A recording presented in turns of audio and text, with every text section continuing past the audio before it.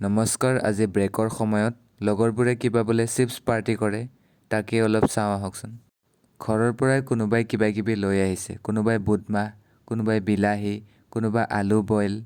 চাওকচোন কি বনায়। সকলোবোৰ একেলগে মিক্স আপ কৰিছে, খাই ভাল লাগিব যেন অনুভৱ হৈছে।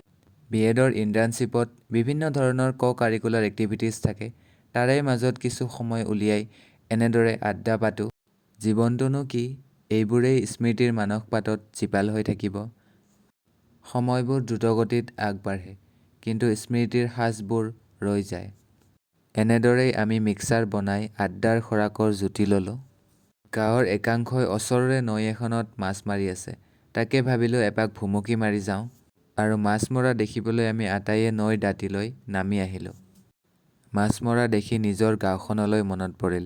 এনেদৰেই যেতিয়া গাঁৱত মাছ মাৰি থাকে, আমি খুব ধুনীয়াকৈ উপভোগ কৰি থাকোঁ, নহয় জানো? জোনালীয়ে কৈ আছে অকণমান মাছ আমাক দিয়াহেঁতেন। তাইৰ মনোকামনা পূৰণ নোহোৱাকৈ নাথাকিল। দাদাহঁতে মৰমতে তাইক মাছ দিলে, লগতে আমাকো মাছ নিবলৈ দিলে।